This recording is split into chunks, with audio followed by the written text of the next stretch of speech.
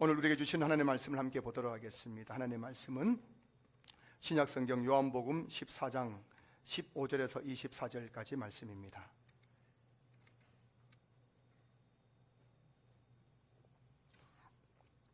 요한복음 14장 15절에서 24절까지 말씀, 제가 말씀을 봉독하겠습니다. 너희가 나를 사랑하면 나의 계명을 지키리라. 내가 아버지께 구하겠으니 그가 또 다른 보혜사를 너희에게 주사 영원토록 너희와 함께 있게 하리니 그는 진리의 영이라. 세상은 능히 그를 받지 못하나니 이는 그를 보지도 못하고 알지도 못함이라. 그러나 너희는 그를 아나니 그는 너희와 함께 가심이요 또 너희 속에 계시겠습니다. 내가 너희를 고아와 같이 버려두지 아니하고 너희에게로 오리라. 조금 있으면 세상은 다시 나를 보지 못할 것이로되 너희는 나를 보리니 이는 내가 살아있고 너희도 살아있겠음이라. 그날에는 내가 아버지 안에 너희가 내 안에 내가 너희 안에 있는 것을 너희가 알리라. 나의 계명을 지키는 자라야 나를 사랑하는 자니 나를 사랑하는 자는 내 아버지께 사랑을 받을 것이요 나도 그를 사랑하여 그에게 나를 나타내리라. 가룟인 아닌 유다가 이르되 주여 어찌하여 자기를 우리에게는 나타내시고 세상에는 아니하려 하시나이까. 예수께서 대답하여 이르시되 사람이 나를 사랑하면 내 말을 지키리니 내 아버지께서 그를 사랑하실 것이요 우리가 그에게 가서 거처를 그와 함께 하리라. 나를 사랑하지 아니하는 자는 내 말을 지키지 아니하나니 너희가 듣는 말은 내 말이 아니요 나를 보내신 아버지의 말씀이니라. 아멘. 할렐루야. 반갑습니다. 옆에 계신 분들에게도 할렐루야 반갑습니다 인사 나누시겠습니다. 반갑습니다.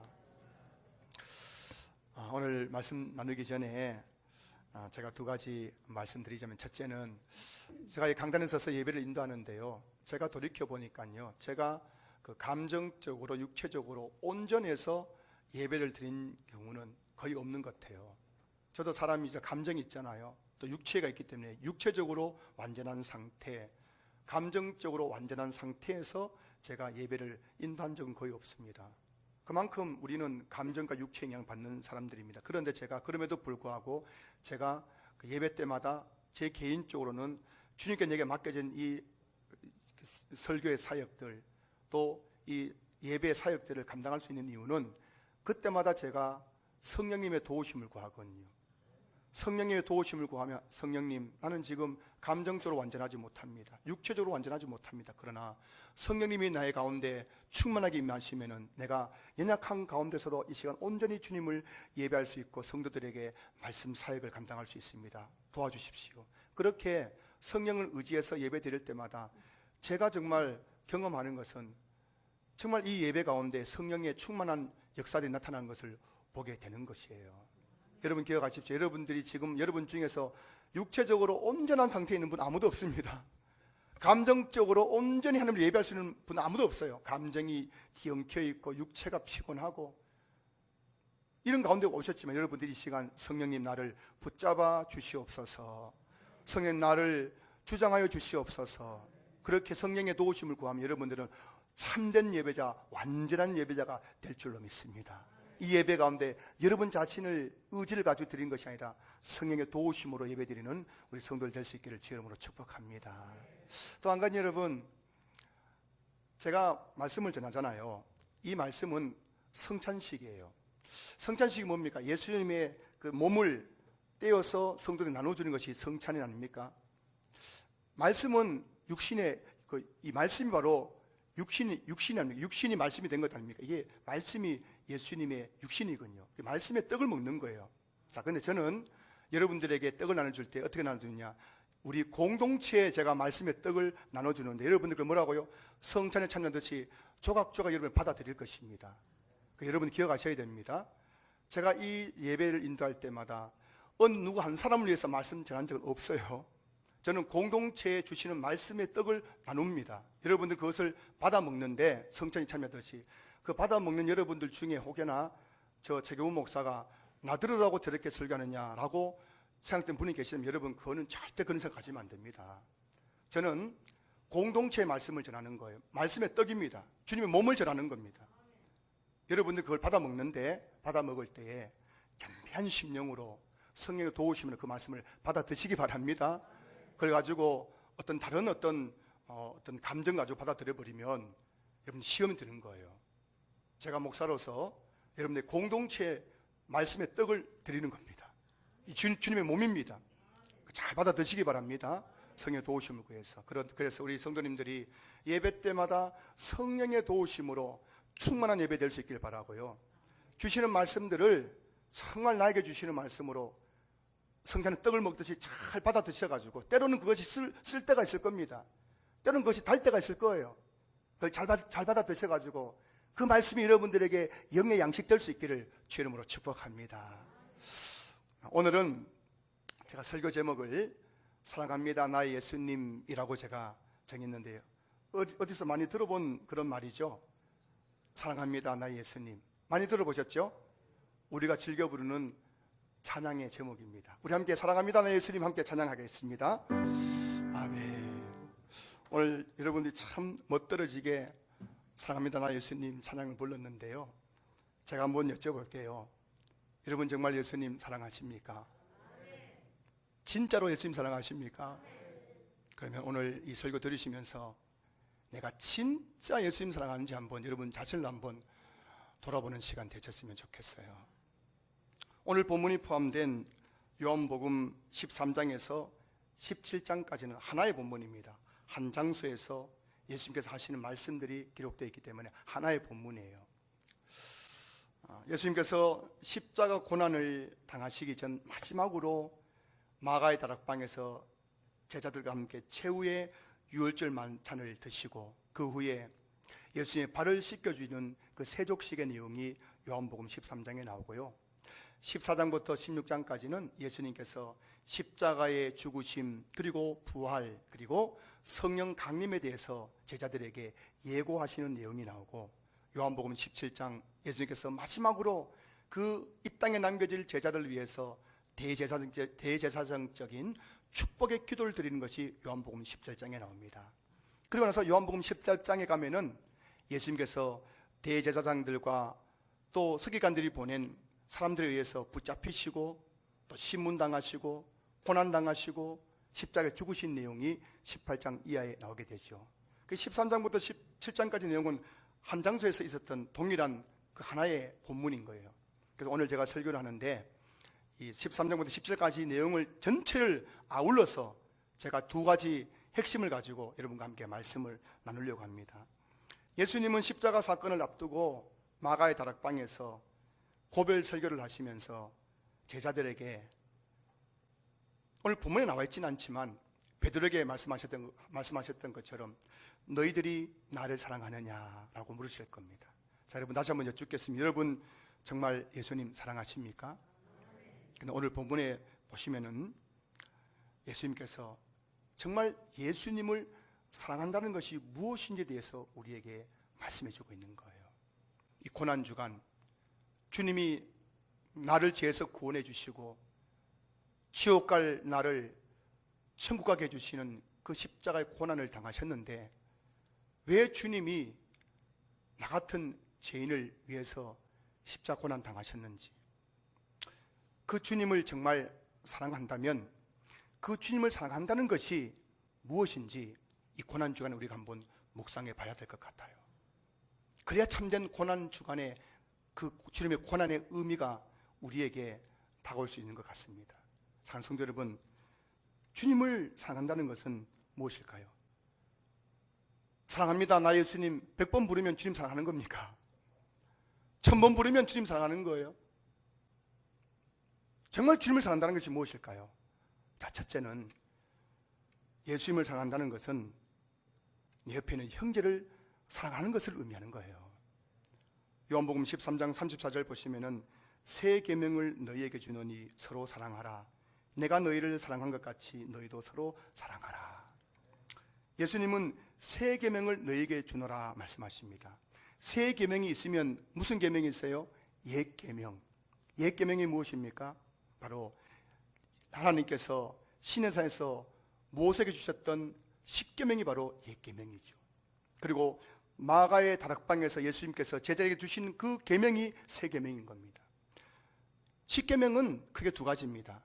1에서 4까지 계명은 하나님 사랑에 대한 계명이고 5에서 10까지 계명은 이웃 사랑, 서로 사랑에 대한 계명이죠. 근데 오늘 본문에 보시면 예수님께서 새 계명을 줍니다. 마가의 다락방에서. 구약에는 시내산에서 모세에게 옛 계명, 십계명을 주셨는데 예수님은 마가의 다락방에서 제자들에게 새 계명을 주시는데 그 내용이 뭐라고요? 서로 사랑하라. 이웃 사랑에 대한 계명을 주셨습니다. 왜 예수님은 하나님 사랑을 빼먹은 것일까요? 실수하신 것일까요? 저도 한 번씩 설교문을 적지 않고 설교하다 보면은 꼭 하고 싶은 말을 빼먹을 때 있거든요. 그 설교 마치고 나서 아유 그때 요거 꼭 했어야 되는데 싶은 마음이 들 때가 있는데 예수님께서 그만 실수로 설교문이 없어가지고 실수로 하나님 사랑을 빼먹었을까요? 왜 예수님께서 새 계명 주시면서 서로 사랑하라는 이 계명을 주셨는지 이유를 요한복음 13장 35절에서 말씀하고 있습니다.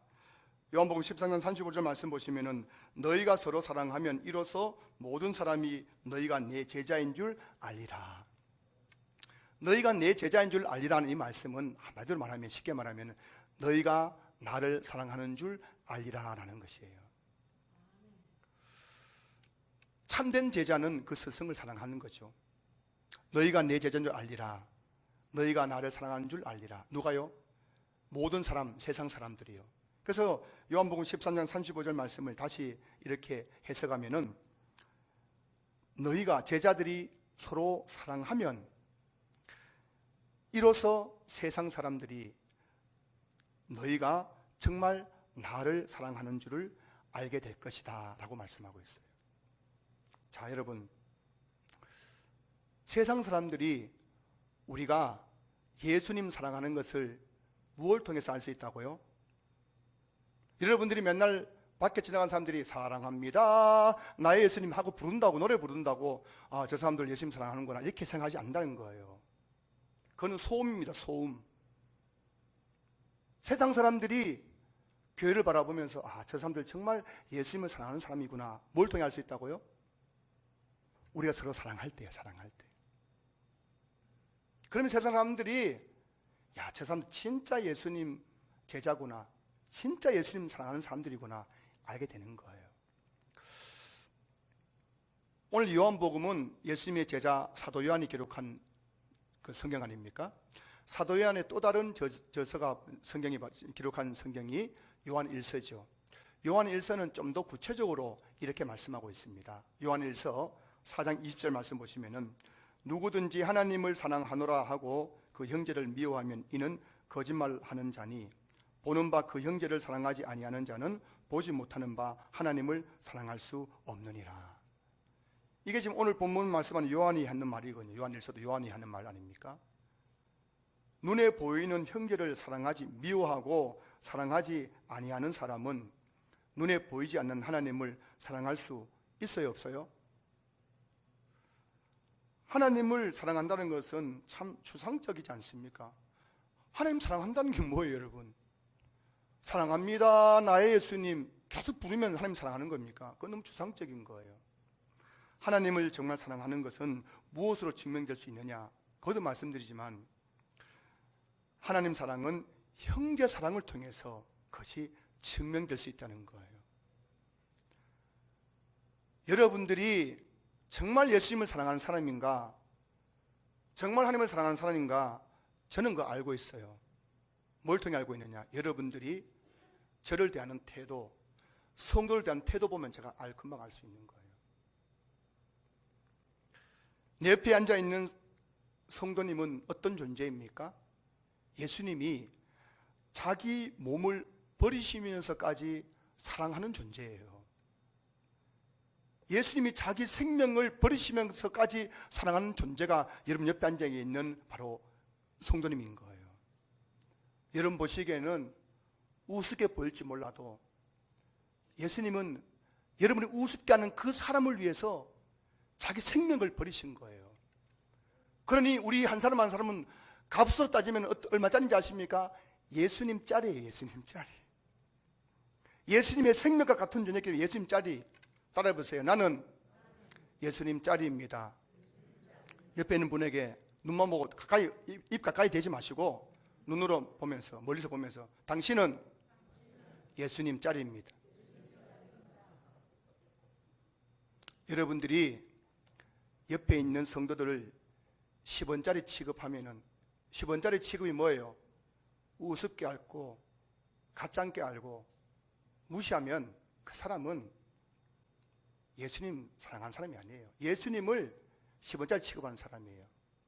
교회에서 성도를 무시하는 사람 밖에 나가보세요.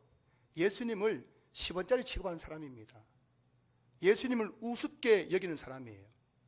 하지만 여러분들이 교회에서 옆에 있는 그 성도들을 보배처럼 여기는 사람은 그 사람의 중심에는 예수님을 정말 나의 보배로 여기는 그만큼 주님을 사랑하는 사람임을 알 수 있다는 것입니다. 예수님께서 주신 세 계명 서로 사랑하라는 말씀 속에는 하나님 사랑이 내포되어 있는 거예요. 내가 너희를 사랑한 것 같이 너희도 서로 사랑하라. 이 말씀 속에는 너희가 서로 사랑하는 것이 곧 나를 사랑하는 것이고 하나님을 사랑하는 것이다 라고 말씀하고 있는 것이죠. 고난주간을 맞아 주님의 고난을 묵상하면서 사랑합니다 나의 예수님 100번 1000번 부르고 눈물 흘려도 그게 여러분 진짜 고난주간의 참된 의미일까요? 사랑합니다 나의 예수님을 부르면서도 옆에 있는 성도들 미워하고 용서하지 못하고 사랑하지 못한다면 여러분 우리 교회에서 주일 예배 나왔다가 옆에 있는 성도가 웃으면서 마스크 쓰셨지만 웃으면서 집사님 그 한마디 못 들어가 상처받는 분이 계시나 알고 계세요? 여러분 주님 정말 사랑하신다면 그게 그렇게 힘들까요? 안 보이면 모르겠죠. 내가 바로 바라보면서도 쌩하게 지나가 버려가지고 상처 주는 그런 모습이 오늘 이 교회 안에 일어나고 있다는 거예요.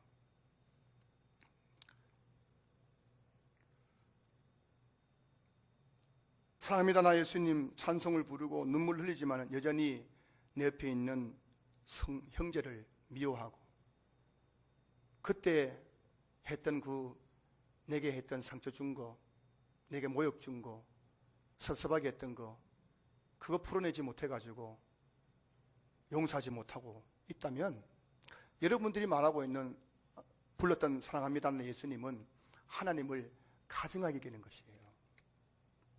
그 사람은 거짓말하는 겁니다. 찬송 부르면 그건 찬송이 아니고요. 하나님 앞에서는 가증한 제물을 드리는 거예요. 요한일서 4장 20절 다시 보시면은 누구든지 하나님을 사랑하노라 하고 그 형제를 미워하면 이는 거짓말하는 자니. 여러분 정말 예수님 사랑하십니까? 진짜입니까? 거짓말 아니에요. 어쩌면 사랑합니다 나 예수님을 그렇게 눈물 흘리며 부르면서도 여전히 형제를 사랑하지 못하는 사람은 자기 목적을 추구하려고 했던 가룟 유다와 같은 사람일 것입니다. 가룟 유다를 보십시오. 예수님의 공생의 3년 동안 예수님을 따라다녔습니다. 아니 학자들 말에 의하면 예수님의 공생의 시간 정확히 한 3년 6개월쯤 된대요. 이 3년 6개월 정도 되는 그 기간 동안 가룟 유다는 늘 예수님을 따라다니면서 베드로의 고백처럼 내가 주님 사랑합니다 얼마나 고백했겠습니까? 하지만 그의 마음속에는 돈에 대한 욕심 때문에 결정적인 순간에 예수님을 은삼십에 팔아먹었잖아요. 그가 그렇게 주님 사랑한다고 고백했던 그 고백은 거짓말이었어요. 거짓말. 오늘 한국교회 여러분 가룟 유다 같은 사람들이 정말 많습니다. 어떻게 목사님 그래 함부로 그래 말할 수 있습니까? 단정할 수 있습니까? 여러분 한국교회를 들여다 보십시오. 얼마나 많은 가룟 유다가 지금 교회 안에 있는지 몰라요. 찬양 부를 때에는 그렇게 주님 사랑한다고 고백했지만은 찬양만 끝나고 나면은 옆에 있는 형제를 미워하고 용서하지 못하고 형제에 대해서 함부로 막 여기저기 가서 말을 하고 형제에게 상처를 주고 형제끼리 서로 분열해가지고 교회 그리스도의 몸인 교회를 찢기도 하고 교회가 조금만 마음에 안 들면은 쉽게 막 교회를 떠나는 사람들이 얼마나 많아요. 이 가룟 유다군요, 가룟 유다. 한국 교회 가난한 성도가 200만 명입니다. 한국의 가룟 유다가 200만 명이에요. 200만 명. 가정폭력에 시달리는 여성들이 끝까지 가정을 지키는 이유가 뭔지 아십니까, 여러분? 맨날 얻어맞아 터지면서 눈탱이가 밤탱이 되면서도 뼈가 골절되면서도 그 가정을 지킨 이유는 한 가지입니다. 자식 때문에, 자식 때문에요. 그 자식 사랑하기 때문에 자식 밖에 나가가지고 애비 없는 자식을 소리 듣지 하기 위해서 그 남편의 학대, 폭력을 몸으로 감당하면서 끝까지 가정을 지키는 거예요. 마음으로는 하루에도 수십 번씩 저 남편하고 이 원도장 콱 찍고 싶지만은 그 자식 때문에, 그 자식 사랑하기 때문에 끝까지 그 고난을, 고통을 감내하는 거예요. 정말 주님을 사랑한다면 주님의 핏값으로 사신 교회에서 그렇게 함부로 할 수 있을까요, 여러분? 그런 말을 할 수 있을까요? 그런 행동할 수 있을까요, 여러분? 정말 주님을 사랑한다면 저와 여러분들이 주님 핏값으로 사신 그 형제들에게 그렇게 함부로 할 수 있을까요? 이번 한 주간 주님 고난주간을 보내면서 예수님께서 십자가 고난을 앞두고 제자들에게 하신 말씀을 여러분 묵상하십시오. 새 계명을 너희에게 주노니 서로 사랑하라. 내가 너희를 사랑한 것 같이 너희도 서로 사랑하라. 너희가 서로 사랑하면 이로써 모든 사람이 너희가 내 제자인 줄, 나를 사랑하는 줄 알리라. 이 말씀이 고난주간 저와 여러분이 다시 한번 묵상하면서 회복해야 될 말씀인 줄로 믿습니다. 사랑하는 성도 여러분, 고난주간 맞아서 정말 주님의 고난에 동참하신다면 여러분 하루속히 이 고난주간에 여러분 마음에 용서하지 못하는 사람들에게 다가가십시오. 그리고 주님 사랑하기 때문에 나도 당신을 용서합니다. 주님을 나를 사랑하고 용서해 주셨기 때문에 내가 당신을 용서합니다. 고백하십시오. 그게 참된 고난주간의 의미인 줄로 믿습니다. 둘째, 예수님을 사랑한다는 것은 예수님의 말씀에 순종하는 것을 의미한다고 오늘 본문이 말씀하고 있어요. 오늘 본문을 보시면은 4번에 걸쳐 예수님께서 동일한 말씀을 하고 계십니다. 15절 보시면 너희가 나를 사랑하면 나의 계명을 지키리라. 자, 21절 보세요. 나의 계명을 지키는 자라야 나를 사랑하는 자니. 자, 그리고 23절 사람이 나를 사랑하면 내 말을 지키리니. 그리고 24절 보세요. 나를 사랑하지 아니하는 자는 내 말을 지키지 아니하나니. 오늘 본문에서 예수님은 4번이나 너희가 나를 사랑하면 나의 계명을 지킬 것이라고 말씀하고 있어요. 4번이나 반복한다는 것은 이 짧은 본문에서 4번이나 같은 말을 한다는 것은 그것은 바로 강조를 의미하는 거예요. 강조. 복음서를 보면요, 예수님께서 이런 말씀하십니다. 내가 진실로 진실로 너희에게 이르노니 라는 말씀이 나와요. 진실로 진실로라는 말씀은 강조입니다. 강조. 예수님이 하시는 그 말씀을 강조하는 거예요. 오늘 예수님께서 4번에 걸쳐서 너희가 나를 사랑하면 나의 계명을 지키리라는 말씀이 뭘 의미하겠습니까? 나의 계명을 지키는 사람이야말로 진짜 나를 사랑하는 사람이라는 것을 말씀하고 있는 거예요. 예수님을 사랑한다고 입술로 고백하는 것이 예수님을 사랑하는 것이 아니라 예수님을 사랑하기 때문에 예수님의 말씀을 내 삶 속에서 지키고 순종하고 적용하는 것, 이게 진짜 예수님 사랑이라는 거예요. 자, 여러분, 예수님 말씀이 어떤 의미가 있습니까? 24절 말씀 보시면 끝에 뒤에 보시면 너희가 듣는 말은 내 말이 아니요 나를 보내신 아버지의 말씀이니라. 예수님 말씀을 우리가 듣고 지키고 순종하고 적용해야 되는 이유는 예수님 말씀, 바로 하나님 말씀이기 때문이에요.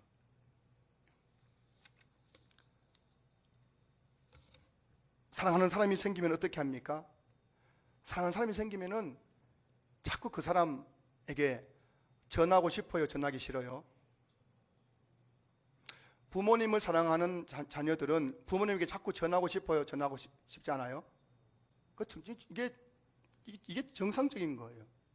사랑하면 부모님이 자꾸 전화하게 돼요. 사랑하면 그 사랑하는 사람 목소리 듣고 싶어 자꾸 전화하게 되는 거예요.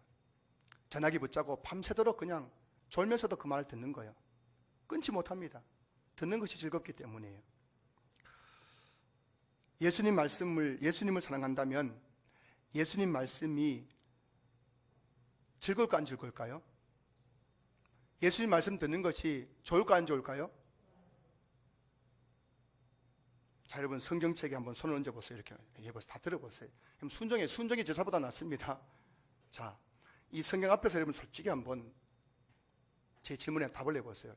지난 한 주간 이 성경책 몇 번이나 여러분 이렇게 손을 잡아봤습니까? 그리고 성경책 얼마나 읽으셨어요? 지난 한 주간 여러분 성경책 얼마나 성경 하나님의 말씀을 들으셨습니까? 그리고 그 말씀을 묵상하셨습니까? 또 한 번 더 질문할게요. 여러분 정말 예수님 사랑하십니까? 의미를 가지고 답을 하셔야 돼요. 이 성경책 앞에서 정말 여러분 예수님 사랑하세요? 시편 1편 2절 보시면은 오직 여호와의 율법을 즐거워하여 그의 율법을 주야로 묵상하는도다.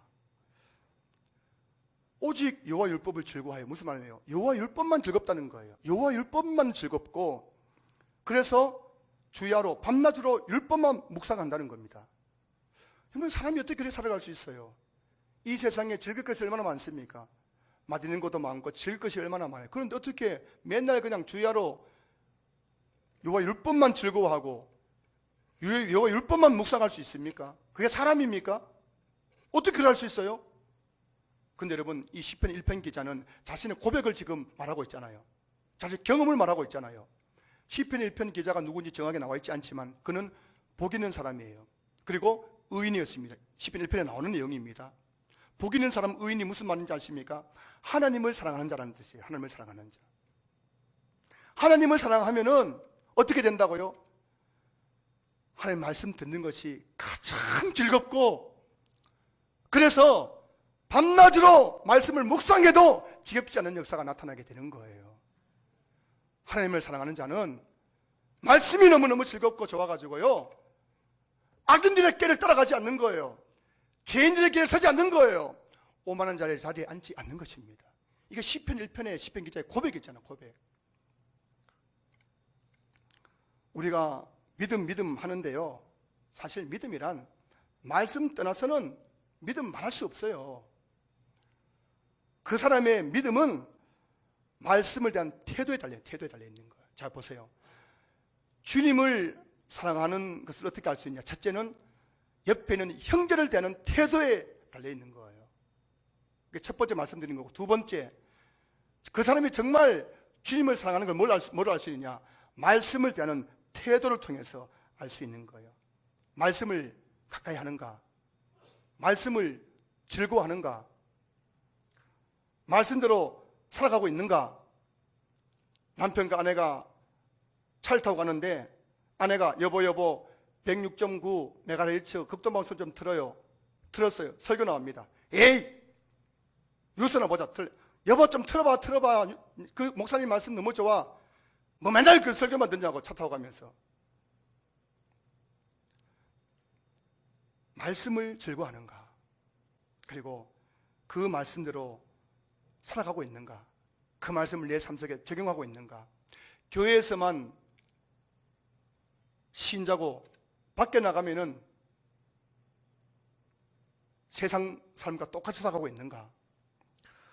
이 세 가지 질문만 해봐도 그의 믿음의 진정성을 알 수 있는 거예요. 그가 정말 주님을 사랑하는가 아닌가 알 수 있는 거예요. 우리 교회에서 성경 200독 캠페인을 하고 있고 지금 21번째 읽었습니다. 21분이 성경 200독 캠페인에 동참하고 있어요. 물론 중복되는 분도 계시지만요. 큐티책으로 말씀 묵상 운동을 하고 있고 매월마다 한 10건 정도씩 판매가 되고 있습니다. 구역공가가 매주 나가고 있고 매주 성경 퀴즈 문제를 풀고 또 12주간 재직 훈련을 받고 아니 이 바쁜 세상에 어떻게 이 많은 걸 다 할 수 있겠습니까? 목사님도 적당하게 하세요. 그거 언제 다 합니까? 언제 다 합니까? 한 가지만 하세요. 한 가지만. 여러분 생각해 보세요. 시간이 많다고 다 할 수 있겠어요? 여러분들이 집에서 그냥 계속 놀고만 있다고 성경 묵상하고 성경 퀴즈 풀고 구역공과로 성경 공부하고 성경 읽을 수 있겠습니까? 또 다르게 보면 바쁘다고 그거 못하겠어요? 여러분 성경 성경 읽기표다 성경 읽는 게 바빠서 못하십니까? 제지훈련에 참여하는 것 1시간짜리 그 강의 듣는 게 바빠서 못 들으신 거예요? 말씀 묵상은 영혼의 떡을, 생명의 떡을 먹는 것인데, 양식인데, 그거 바빠서 하루 30분 큐티 못 하시겠어요? 이것은 시간의 문제가 아니에요. 사랑의 문제예요, 사랑의 문제. 야곱을 보십시오, 야곱. 라헬을 사랑하니까요, 외삼촌 라반이 아무리 부당하게 대우해도 야곱이 외삼촌 라반의 집에서 얼마나 부당한 대우 받았는지 모릅니다. 그래도 불구하고 7년을 며칠같이 즐겁게 외삼촌 라반의 양을 쳤습니다. 그렇게 부당한 대우 받으면서도 어떻게 야곱이 7년을 며칠처럼 느껴질 만큼 즐겁게 양을 쳤느냐? 그 이유는 딱 한 가지예요. 라헬을 사랑했기 때문입니다.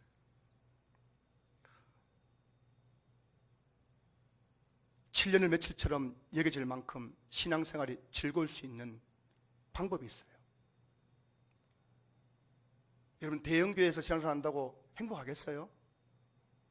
개척교회에서 여러분들 신앙생활 한다고 불행하고 재미가 없겠습니까? 신앙생활의 즐거움은 외부적인 환경, 어떤 조건이 아니에요, 여러분. 그것은 바로 나와 주님과의 관계에 달려있는 겁니다. 관계에 달려있는 거예요. 아셔야 됩니다. 관계. 지금 또 개척교회 하시는 저희 동기 목사님들 이야기해 보면요, 그 몇 안 되는 성도 중에서 알고 계세요. 알고 몇 명 앉아가 예배 드려도 그 예배 가운데 찬양의 눈물이 있고 말씀의 아멘이 있고 기도에 뜨거움이 있고, 그게 환경의 문제입니까? 여러분 우리 교회 성도들이 지금 이 자리에 꽉 앉아가 여러분들 그렇게 은혜 받지 못하는 거예요? 그거 아니잖아요. 주님과 나의 관계, 주님과 나의 관계. 정말 남편을 사랑하고 아내를 사랑해 보십시오. 달동네 단칸방에서 냄비에 밥을 끓여 먹어도 행복한 거예요. 어떤 성도님이 직접 들은 이야기입니다. 그 남편이 호대가 물쩡하고 잘생겨가지고 결혼했는데, 그 남편이 좋으니까요, 남편 따라갔는데 달동네 단칸방이에요. 거기서 골로에다가 냄비에다가 국 끓이고 밥 해 먹어도 남편 사랑하니까 행복했어요. 그런데 여러분 지금 어떻습니까? 궁궐 같은 30평 40평 아파트에 살아도 행복하지 않아요. 무엇 때문입니까? 하나밖에 없어요. 그 남편 사랑이 하지 않기 때문에, 사랑이 식어버렸기 때문이에요. 환경의 문제 아닙니다, 여러분. 관계의 문제예요. 관계. 부부간의 관계. 우리 가정이 행복한 것은 부부와의 관계에 달려있잖아요. 관계. 신앙생활이 즐거운 것은 주님과의 관계에 달려있잖아요. 관계에 달려있잖아요. 거기서 행복과 불행이 결정되는 거예요. 자꾸 환경 핑계대지 마세요. 뭐 남편이 이렇게 해가 저렇게 해가지고 내가 집에 지금 우리 집이 이렇다 저렇다. 그 여러분 핑계입니다. 핑계. 뭐 교회가 이래저래 해가지고 내가 교회 나온 거 재미가 없다. 그 핑계예요. 여러분 마음속에 남편과 아내에 대한 사랑이 식었기 때문에 집에만 오면 자꾸 짜증나는 거 아니에요? 여러분 가슴에 손 대보세요. 가슴의 온도가 몇 도입니까? 가슴이 식어있고 주님이 사랑하지 않으니까 교회만 나오면 자꾸 뭐 불평이 나온 것 아니에요? 가만히 보면 예배생활, 말씀과 기도생활, 교회생활, 이 모든 것은 주님에 대한 사랑과 관련된 거예요. 왜 주일 성수하지 못합니까? 이런저런 핑계 많이 대지만은 사실 이유는 한 가지예요. 주님 사랑하지 않기 때문이에요. 저는 중학교 때 토요일, 주일은 교회에서 살았어요. 중학교 때. 토요일 아침만 되면은 정말 저 고백하건대 아침밥도 안 먹고 저희 어머니가 교회 가지 마라 그렇게 붙잡아도 제가 엄마가 잠시 다른 데서 눈 돌리는 사이에 쪼르륵 나와가지고 교회 가가지고 아침부터 저녁까지, 주일 아침에 교회 가가지고 저녁까지. 교회가 너무 좋았어요. 토요일 되면 교회 가는 게 너무너무 좋았어요. 토요일만 기다렸어요. 이유가 뭔지 아십니까? 그 교회에 저하고 초등학교 동기 우리 반 아이인데 제가 짝사랑하는 여자아이가 있었거든요. 걔가 지금 사모대가 지금 저 수원에 있어요. 걔가 너무 좋아가지고 학교에서는 그냥 떨어져 있으니까 잘 못 만났는데 교회만 가면 중등부 모임하면서 같이 옆에 있잖아요. 토요일 주일 되면 행복했어요. 근데 여러분 알고 계십니까? 여러분들에게는 생소하게 들릴지 모르지만 우리 가운데 누군가는 주일 예배만 기다리는 분이 계시다는 거 알고 계십니까? 이유가 뭘까요? 주님을 만나기 때문이에요. 예배 가운데 너무너무 힘든데 사는 것이, 교회 와서 앉아서 예배 드리고 찬송 부르고 말씀 듣고 그때 조용히 내게 다가와서 나를 어루만져 주시는 그 주님의 사랑, 그 사랑 때문에 지금 또 누군가는 주일 예배만 기다리신다는 거예요. 여러분에게 좀 낯선 이야기일 겁니다. 여러분 정말 그럴까 싶을 거예요. 하지만 누군가는 지금 또 그렇게 주일을 맞이하는 분이 계신다는 거예요.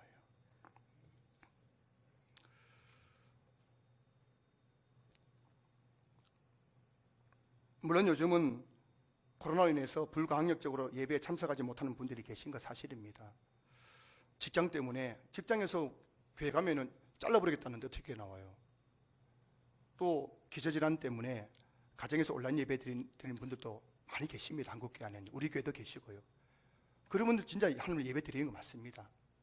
마음은 원이지만 내가 지금 이런저런 상황 때문에 교회 못 나온 분, 어제도 어떤 성님 우리 저희 전화주일 목사님 정말 가고 싶은데 여기 회사에서 지금 이거 가면은 안 된다고 자꾸만 공문이 와가지고 못 온다고 하는 분이 계세요. 그분 아마 지금 오늘 온라인 예배 드릴 겁니다.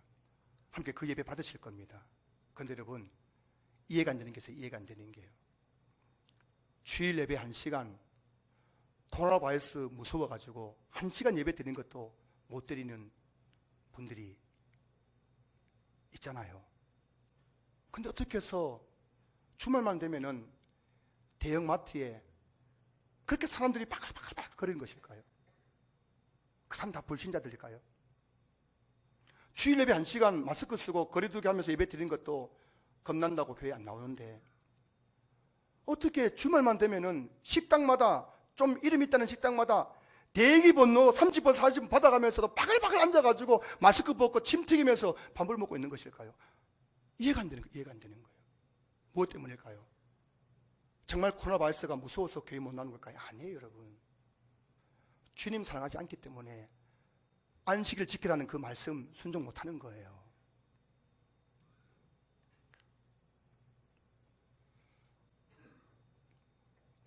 정말 주님을 사랑한다면 교회 오는 것, 예배 드리는 것, 봉사하는 것, 말씀 묵상하고 기도하는 것 얼마나 즐거운지 몰라요. 저는 우리 신앙교회 성도님들이 주님 사랑하는 하기 때문에 주님이 우리에게 주신 이 풍성함을 좀 누렸으면 좋겠어요. 저는 삶이 반복적이잖아요. 제가 말씀드렸지만 제가 한 번씩 3번 나가면 가슴이 설레요. 외출 기분이에요. 외출 기분. 어떤 날은 뭐 일주일에 그런 적이 많지만 하루 종일 교회에 있는 거예요. 1층 찍고 2층 찍고 5층 사택 찍고 그 단조롭고 반복된 삶 속에서도 제 마음속에 열정이 있고 식상하지 않는 목회에 감격이 있는 이유는 제 마음속에 지금도 주님의 사랑이 뜨겁게 꿈틀거리기 때문에 좀 믿으시기 바랍니다. 그 사랑 때문에 여러분들 사랑할 수 있는 거예요. 주님의 사랑이 내 안에 지금 피처럼 끓어오르기 때문에 여러분이 저에게 어떻게 하든지 제가 여러분들 사랑할 수 있는 거예요. 그 사랑이 있기 때문에 하루에 한 주에도 10몇 번씩 설교하지만 그 말씀을 대할 때마다 부족하지만 그 말씀에 대한 감격이 있고 그 뜨거운 감격을 여러분에게 새벽 기도에도 저녁 기도에도 수요일에 금요 기도에도 말씀을 전할 수 있는 거예요. 이유는 한 가지입니다. 주님 사랑이에요. 주님 사랑. 예레미야 15장 16절 말씀 보시면은 주의 말씀은 내게 기쁨과 내 마음의 즐거움이오나 주의 말씀이 내 마음에 내게 기쁨이고 내 마음의 즐거움이에요.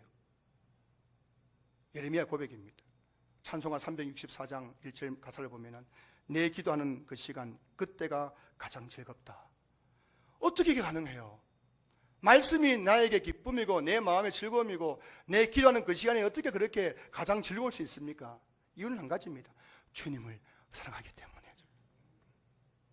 고난주간을 맞이하면서 여러분들이요, 정말 주님을 사랑하십니까?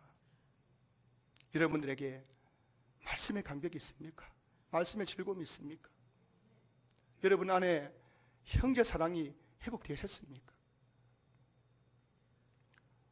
고난주간을 맞아 주님이 나를 위해 당하신 고난을 묵상해 봅니다. 예수님은 십자가를 지고 골고다 언덕길을 오르실 때에 수많은 사람들이 예수님에게 손가락질을 하고 뒤통수를 때리고 침을 뱉고 박수를 치면서 예수님을 비웃었고 조롱했습니다. 예수님께서 십자가 주 가다가 쓰러질 때마다 로마 군병들이 가죽으로 된 채찍에 거기에 동물뼈를 붙인 가죽 채찍으로 예수님의 등을 내리칠 때마다 예수님 몸에서 살점이 뚝뚝 떨어져 나갔습니다.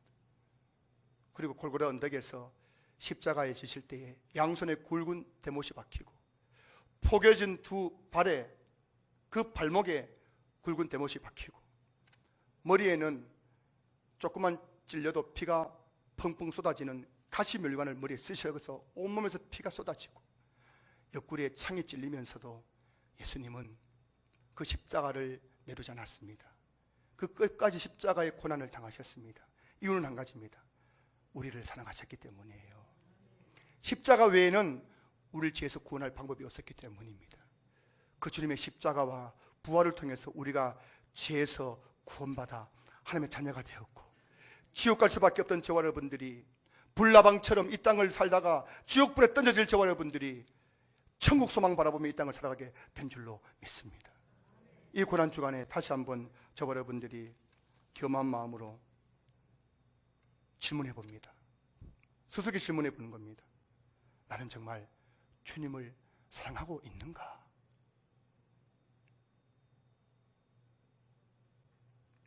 고난주간의 참된 의미가 무엇일까요? 고난주간에 아침 금식, 저녁 금식, 점심 금식, 한 끼 금식하는 것이 고난주간의 의미입니까? 금요일 저녁에 정사예배에 나와서 성찬치 참여하는 것이 고난주간을 보내는 것입니까? 많은 교회가 그래 하는 것처럼 고난주간 특별새벽 기도에 참석하는 것이 고난주간 잘 보내는 것입니까? 오늘 아침에 이른 새벽에 어떤 분이 저에게 카톡을 보냈는데, 예수님이 고난주간의 예수님의 행적이라는 제목으로 예수님이 고난주간에 행했던 모든 행적을 일목요연하게 탁 정리된 표를 한 장 보내주셨더라고요. 이야, 이걸 어떻게 만들었을까 싶은 거예요.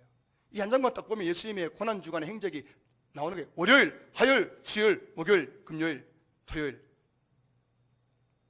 여러분, 고난주간에 예수님의 행적을 찾아가면서 공부하는 것이 고난주간 잘 보내는 겁니까? 고난주간의 참된 의미는 나를 위해서 살찌고 피 흘려 고난당하신 그 주님의 사랑을 회복하는 것이 고난주간의 참된 의미인 줄로 믿습니다. 여러분 가슴에 주님을 향한 그 뜨거움이 회복되는 것이 고난주간의 참된 의미인 줄로 믿습니다. 그리고 그 주님이 고난당하시기 전에 마지막으로 제자들에게 말씀하셨던 것처럼 내가 너희를 사랑한 것 같이 너희도 서로 사랑하라. 주님 사랑이기 때문에 미워하고 용서하지 못했던 사람을 찾아가서 용서를 구하고 마음으로 그를 용서하고 사랑하는 것, 이게 고난주간의 참된 의미인 줄로 믿습니다. 여러분, 얼마 남지 않았어요. 여러분 이제 인생의 종말이 얼마 남지 않았습니다. 우리 인생 사랑하며 살기에도 부족해요. 여러분 기껏 살아봐야 얼마 더 사시겠습니까? 밤에 잠을 자고 낮에 일을 하고 새끼 밥을 먹고 남은 시간 얼마 되겠어요? 그 시간 사랑하며 살기에도 부족한 거예요. 수많은 사람들이 죽음 앞에서 후회하는 한 가지가 뭐냐면 바로 내가 더 사랑하지 못한 것 후회하며 죽어간다고 합니다. 여러분, 사랑하셔야 됩니다.